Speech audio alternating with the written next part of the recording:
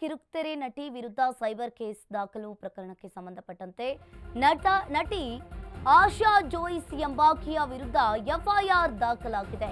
ಕನ್ನಡದ ಕಿರುತೆರೆ ನಟಿ ವಿರುದ್ಧ ಸೈಬರ್ ಕೇಸ್ ದಾಖಲು ಪ್ರಕರಣಕ್ಕೆ ಸಂಬಂಧಪಟ್ಟಂತೆ ಕೆಲ ಧಾರಾವಾಹಿಗಳಲ್ಲಿ ಪೋಷಕ ಪಾತ್ರವನ್ನ ಮಾಡಿರುವ ನಟಿ ಸ್ನೇಹಿತೆ ಖಾಸಗಿ ವಿಡಿಯೋವನ್ನ ಫೋಟೋ ಹಂಚಿಕೆ ಆರೋಪ ಕೇಳಿ ಬಂದಿರುವಂತದ್ದು. ಬಳಿಕ ಬ್ಲಾಕ್ ಮೇಲ್ ಮಾಡಿರುವ ನಟಿ ಆಶಾ ಜೋಯಿಸ್ 2 ಕೋಟಿಗೆ ಬ್ಲಾಕ್ ಮೇಲ್ ಮಾಡಲು ಪ್ರಚೋದನೆ ಆರೋಪ ಇಲ್ಲಿ ಕೇಳಿ ಬಂದಿದೆ. 61 ವರ್ಷದ ಪಾರ್ವತಿ ಎಂಬುವವರಿಂದ ದೂರು ದಾಖಲಾಗಿದೆ.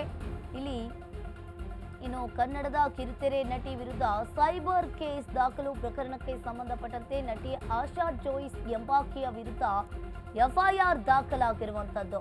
ಕೆಲ ಧಾರಾವಾಹಿಗಳಲ್ಲಿ ಪೋಷಕ ಪಾತ್ರವನ್ನ ಮಾಡಿರುವ ನಟಿ ಇನ್ನು ಕನ್ನಡದ ಕಿರುತೆರೆ ನಟಿ ವಿರುದ್ಧ ಸೈಬರ್ ಕೇಸ್ ದಾಖಲಾಗಿದೆ.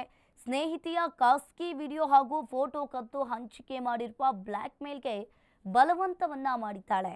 2 ಕೋಟಿಗೂ ಬ್ಲಾಕ್ ಮೇಲ್ ಮಾಡಲು ಪ್ರಚೋದನೆಯನ್ನ ನೀಡಿರುವ ಆರೋಪ ಕೇಳಿ ಬಂದಿರುವಂತದ್ದು. ಶೃಂಗೇರಿ ಶಾರದಾ ಪೀಠದ ಜೋಯಿಸ್ ಕುಟುಂಬ ಸದಸ್ಯ ಹಾಗೂ ನಟಿಯಾಗಿ ಈಕೆ ಕೆಲಸವನ್ನ ಮಾಡ್ತಾ ಇದ್ಲು. 3 ವರ್ಷದ ಹಿಂದೆ ಆಶಾ ಜೋಯಿಸ್ಗೆ ಪಾರ್ವತಿ ಪರಿಚಯವಾಗಿದ್ದಾಳೆ. ನಾನು ಶೃಂಗೇರಿ ಮಠದ ಜೋಯಿಸ್ರ ಕುಟುಂಬದವಳು ಇನ್ನು ಹಾಗೂ ಸೀರಿಯಲ್ ನಟಿ ಅಂತ ಪರಿಚಯವಾಗಿದ್ದಾಳೆ ಆ ಪಾರ್ವತಿಗೆ. ನಂತರ ಏಜ್ ಗ್ಯಾಪ್ ಇದ್ರೂ ಕೂಡ ಇಬ್ರು ಕೂಡ ಸ್ನೇಹಿತರಾಗಿದ್ರು. ಇನ್ನು ಪಾರ್ವತಿ ತಾನು ಕೆಲಸ ಮಾಡುವ ಮಾಲೀಕರ ಜೊತೆ ಮದುವೆಯನ್ನ ಮಾಡಿಕೊಂಡಿದ್ರು. ಶೆಲ್ಟರ್ ನಿರ್ಮಾಣ ಮಾಡುವ ಮಾಲೀಕನೊಂದಿಗೆ ವಿವಾಹ ಆಗಿದ್ರು. ಈ ವಿಚಾರವನ್ನ ತಿಳಿದು ಪಾರ್ವತಿಗೆ ನಟಿ ಆಶಾ ಬ್ಲಾಕ್ ಮೇಲ್ ಮಾಡಿದ್ದಾಳೆ. 3 ಕೋಟಿಗೂ ಬ್ಲಾಕ್ ಮೇಲ್ ಮಾಡುವಂತೆ ನಟಿ ಆಶಾ ಒತ್ತಾಯವನ್ನ ಮಾಡಿರುವಂತದ್ದು. ಬ್ಲಾಕ್ ಮೇಲ್ ಮಾಡಲು ಪಾರ್ವತಿ ಒಪ್ಪದೇ ಇದ್ದಾಗ ನಿರಾಕರಿಸಿದ್ದಳು. ಇದೇ ದ್ವೇಷಕ್ಕೆ ಪ್ರೈವೇಟ್ ವಿಡಿಯೋಗಳು ಫೋಟೋ ಕದ್ದು ಪಾರ್ವತಿ ಪರಿಚಯ ಇರುವ ವ್ಯಕ್ತಿಗಳಿಗೆ ನಟಿ ಕಳಿಸಿದ್ಲಂತೆ. ಇನ್ನು ಈ ಹಿನ್ನೆಲೆ ತನ್ನ ಘನತೆಗೆ ಧಕ್ಕೆ ಉಂಟಾಗಿದೆ ಅಂತ ದೂರನ್ನ ದಾಖಲಿಸಿದ್ದಾಳೆ. ಪ್ರೈವೇಟ್ ಡಾಟಾವನ್ನ ಕದ್ದಿದ್ದಾರೆ ಅಂತ ಆರೋಪಿಸಿ ದೂರು ಕೊಡಲಾಗಿದೆ. ನಟಿ ವಿರುದ್ಧ ತಿಲಕ್ ನಗರ ಪೊಲೀಸ್ ಠಾಣೆಗೆ ಎಫ್ಐಆರ್ ದಾಖಲಾಗಿರುವಂತದ್ದು. ಇಲ್ಲಿ ನೋಡ್ತಾ ಇರ್ಬೋದು, ಒಂದ್ ಕಡೆ 3 ವರ್ಷದ ಹಿಂದೆ ಆಶಾ ಜೋಯಿಸ್ಗೆ ಪಾರ್ವತಿ ಪರಿಚಯವಾಗಿದ್ದಾಳೆ. ಇನ್ನು ಪರಿಚಯದ ನಂತರ ನಾನು ಶೃಂಗೇರಿ ಮಠದ ಜೋಯಿಸ್ ಕುಟುಂಬದವರು. ಇಲ್ಲಿ ಕನ್ನಡದ ಅನೇಕ ಧಾರಾವಾಹಿಗಳಲ್ಲಿ ಪೋಷಕ ನಟಿಯಾಗಿ ಈಕೆ ಕೆಲಸವನ್ನ ಮಾಡ್ತಾ ಇದ್ಲು. ಶೃಂಗೇರಿ ಶಾರದಾ ಪೀಠದ ಜೋಯಿಸ್ ಕುಟುಂಬ ಸದಸ್ಯ ಹಾಗೂ ನಟಿಯಾಗಿ ಕೆಲಸವನ್ನ ಮಾಡ್ತಾ ಇದ್ದಾಳೆ ಅಂತ ಆ ಪಾರ್ವತಿಗೆ ಪರಿಚಯವನ್ನ ಮಾಡ್ಕೊಂಡಿದ್ದಾಳೆ. ಹಾಗಾದ್ರೆ 3 ವರ್ಷದ ಹಿಂದೆ ಆಶಾ ಜೋಯಿಸ್ಗೆ ಪಾರ್ವತಿ ಪರಿಚಯವಾಗಿರುವಂಥದ್ದು. ನಾನು ಶೃಂಗೇರಿ ಮಠದ ಜೋಯಿಸರ ಕುಟುಂಬದವಳು ಇನ್ನು ಸೀರಿಯಲ್ ನಟಿ ಅಂತ ಹೇಳಿ ಪರಿಚಯವಾಗಿದ್ದಾಳೆ ಆಕೆ. ಇನ್ನು ಪರಿಚಯದ ನಂತರ ಏಜ್ ಗ್ಯಾಪ್ ಇದ್ರೂ ಕೂಡ ಇಬ್ರು ಕೂಡ ಸ್ನೇಹಿತರಾಗಿದ್ರು. ಇನ್ನು ಸ್ನೇಹಿತರಾದ ನಂತರ ಪಾರ್ವತಿ ತಾನು ಕೆಲಸ ಮಾಡುವ ಮಾಲೀಕರ ಜೊತೆ ಆ ಪಾರ್ವತಿಯವರು ಮದುವೆ ಆಗಿದ್ದಾರೆ. ಶೆಲ್ಟರ್ ನಿರ್ಮಾಣ ಮಾಡುವ ಮಾಲೀಕನೊಂದಿಗೆ ಪಾರ್ವತಿ ವಿವಾಹ ಆಗಿದ್ದಾರೆ.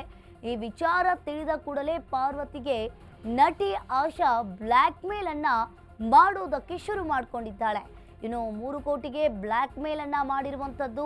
ಬ್ಲ್ಯಾಕ್ ಮೇಲ್ ಅನ್ನ ಮಾಡಲು ಪಾರ್ವತಿ ಒಪ್ಪದೇ ಇದ್ದಾಗ ಇದೇ ದ್ವೇಷಕ್ಕೆ ಪ್ರೈವೇಟ್ ವಿಡಿಯೋಗಳನ್ನ ಫೋಟೋವನ್ನ ಆಕೆಯ ಫೋನ್ನಿಂದ ಕದ್ದಿರುವಂಥದ್ದು. ಪಾರ್ವತಿ ಪರಿಚಯ ಇರುವ ವ್ಯಕ್ತಿಗಳಿಗೆ ಎಲ್ಲ ಕೊಟ್ಟಿರುವಂಥದ್ದು ಫೋಟೋಗಳನ್ನೆಲ್ಲ ಶೇರ್ ಮಾಡಿದ್ದಾಳೆ.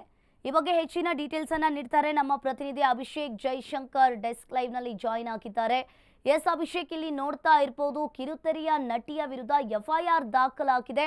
ಇನ್ನು ನಟಿ ಆಶಾ ಜೋಯಿಸ್ ಎಂಬಾಕೆಯ ವಿರುದ್ಧ ಎಫ್ಐಆರ್ ದಾಖಲಾಗಿರುವಂತದ್ದು. ಈಕೆ ತನ್ನ ಸ್ನೇಹಿತೆಯ ಪ್ರೈವೇಟ್ ಫೋಟೋ ಇಟ್ಕೊಂಡು ಬ್ಲ್ಯಾಕ್ ಮೇಲ್ ಅನ್ನ ಮಾಡ್ತಾ ಇದ್ದಾಳೆ. ಏನಿದೆ ಇದ್ರ ಬಗ್ಗೆ ಹೆಚ್ಚಿನ ಡೀಟೇಲ್ಸ್? ಎಸ್, ನಿರ್ಮಾಣ ಶೆಲ್ಟರ್ನ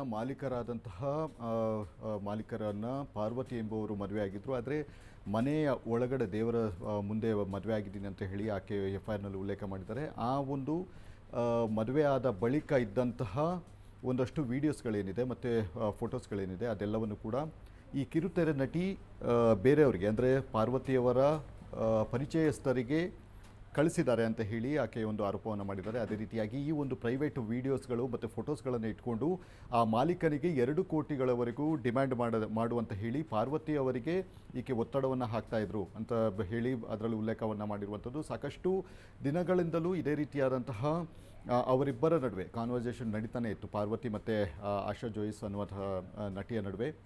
ಈ ಹಿನ್ನೆಲೆಯಲ್ಲಿ ಯಾವುದೇ ಕಾರಣಕ್ಕೂ ಕೂಡ ನಾನು ಈ ರೀತಿಯಾದಂತಹ ಬ್ಲ್ಯಾಕ್ ಮೇಲ್ಗೆ ಒಪ್ಪೋದಿಲ್ಲ, ಅದು ಅಲ್ಲದೆ ನನ್ನ ಗಂಡ ಅಂತ ಹೇಳಿ ಪಾರ್ವತಿಯವರು ಹೇಳ್ತಾನೆ ಬಂದಿದ್ದರು ಮತ್ತು ಒಂದಷ್ಟು ದಿನ ಜಗಳ ಕೂಡ ಆಗಿತ್ತು. ಹೀಗಾಗಿ ಇವರಿಗೆ ಒಂದು ಬುದ್ಧಿ ಕಲಿಸಬೇಕು ಅಂತ ಹೇಳಿ ಅವರ ಮೊಬೈಲ್ನಿಂದ ಅನೇಕ ಡಾಟಾಗಳನ್ನು ತೆಗೆದುಕೊಂಡು, ಅಂದರೆ ವಿಡಿಯೋ ಫೋಟೋಸ್ ಆಗಿರಬಹುದು ಮತ್ತು ಕೆಲವೊಂದು ಮೆಸೇಜ್ಗಳೇನಿದೆ ಅದು ಕೂಡ ಮತ್ತು ವಾಯ್ಸ್ ರೆಕಾರ್ಡ್ಗಳನ್ನು ಇದೆಲ್ಲವನ್ನು ಕೂಡ ಪರಿಚಯಿಸೋದಕ್ಕೆ ಕಳಿಸಿ ಅವರ ಮುಖಾಂತರ ಈಕೆಗೆ ಒಂದು ರಿವೆಂಜನ್ನು ತೀರಿಸಿಕೊಳ್ಳುವಂತಹ ಒಂದು ಕೆಲಸಗಳನ್ನು ಕೂಡ ಮಾಡ್ತಾ ಇದ್ದಾರೆ. ಮತ್ತು ಈ ಹಿಂದೆ ಪರಿಚಯ ಆಗೋದಕ್ಕೆ ಆದ ಬಳಿಕ ಒಂದಷ್ಟು ದಿನಗಳ ಬಳಿಕ 50,000 ಹಣವನ್ನು ಕೂಡ ತೆಗೆದುಕೊಂಡಿದ್ದಾರೆ. ಆದರೆ ಅದನ್ನು ಕೂಡ ವಾಪಸ್ ಕೊಟ್ಟಿಲ್ಲ.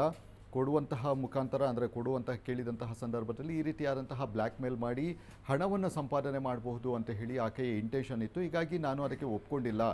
ಇದೇ ಕಾರಣಕ್ಕಾಗಿ ಆಕೆ ನನ್ನ ವಿರುದ್ಧ ತೇಜೋವಧೆ ಮಾಡುವಂಥದ್ದು, ನನ್ನ ಮರ್ಯಾದೆ ಹಾಳು ಮಾಡುವಂತಹ ಒಂದು ಕೆಲಸಗಳನ್ನು ಕೂಡ ಮಾಡ್ತಾ ಇದ್ದಾರೆ ಅಂತ ಹೇಳಿ ಆಕೆಯ ಒಂದು ಆರೋಪವನ್ನು ಕೂಡ ಮಾಡಿದ್ದಾರೆ. ಹೀಗಾಗಿ ಇನ್ಫಾರ್ಮೇಷನ್ ಟೆಕ್ನಾಲಜಿ ಆ್ಯಕ್ಟ್ನಡಿ ಕೇಸ್ ಕೂಡ ದಾಖಲಾಗಿದೆ. ಇದಕ್ಕೆ ಸಂಬಂಧಪಟ್ಟಂತಹ ಲ್ಯಾಪ್ಟಾಪ್ಗಳಾಗಿರಬಹುದು, ಫೋನ್ಗಳಾಗಿರಬಹುದು, ಅದೆಲ್ಲವನ್ನು ಕೂಡ ಪೊಲೀಸರು ರಿಕವರಿ ಮಾಡಿ ಅದರಲ್ಲಿ ಎಕ್ಸಾಕ್ಟಾಗಿ ಪಾರ್ವತಿ ಹೇಳಿರುವಂತಹ ವಿಚಾರಗಳೇನಿದೆ, ಅಂದರೆ ಡಾಟಾ ಟ್ರಾನ್ಸ್ಫರ್ ಆಗಿದೆ ಮತ್ತು ಆಕೆ ಬೇರೆಯವರಿಗೆ ಶೇರ್ ಮಾಡಿದ್ದಾರೆ ಅನ್ನುವಂತಹ ಒಂದು ವಿಚಾರಗಳೇನಿದೆ ಅದನ್ನು ಪರಿಶೀಲನೆ ಮಾಡುವಂತಹ ಒಂದು ಕೆಲಸಗಳನ್ನು ಕೂಡ ಮಾಡಿದ್ದಾರೆ. ಹೀಗಾಗಿ ಸದ್ಯ ಆ ಒಂದು ಮೊಬೈಲ್ನಲ್ಲಿರುವಂತಹ ವಾಟ್ಸಪ್ ಮೆಸೇಜ್ಗಳೇನಿದೆ ಅದೆಲ್ಲವನ್ನು ಕೂಡ ರಿಟ್ರೀವ್ ಮಾಡುವಂತಹ ಒಂದು ಕೆಲಸಗಳನ್ನು IT ಪೊಲೀಸರು, ಅಂದರೆ ಸೈಬರ್ ಪೊಲೀಸರು ಈಗಾಗಲೇ ಮುಂದಾಗಿದ್ದಾರೆ ಅಂತಲೇ ಹೇಳ್ಬೋದಾಗಿದೆ. ಈಗ ಸದ್ಯ ಲ್ಯಾಪ್ಟಾಪ್ನಿಂದ ವಿಡಿಯೋಗಳು ಬೇರೆ ಕಡೆ ಹೋಗಿದೆಯಾ ಅಥವಾ ಏನಾದರೂ ಬೇರೆ ಉದ್ದೇಶ ಇದೆಯಾ ಅನ್ನುವಂಥದ್ದು ಕೂಡ ಇಲ್ಲಿ ಕಾದು ನೋಡಬೇಕಾಗಿದೆ. ಈಗ ಸದ್ಯ ನಟಿಗೆ ಒಂದು ನೋಟಿಸನ್ನು ನೀಡಿ ಆಕೆಯಿಂದ ಹೇಳಿಕೆ ಪಡೆದುಕೊಳ್ಳುವಂತಹ ಒಂದು ಕೆಲಸಗಳನ್ನು ಕೂಡ ಮುಂದಿನ ಹಂತದಲ್ಲಿ ಮಾಡಲಿದ್ದಾರೆ. ಥ್ಯಾಂಕ್ ಯು ಅಭಿಷೇಕ್ ನಿಮ್ಮೆಲ್ಲ ಮಾಹಿತಿಗೆ.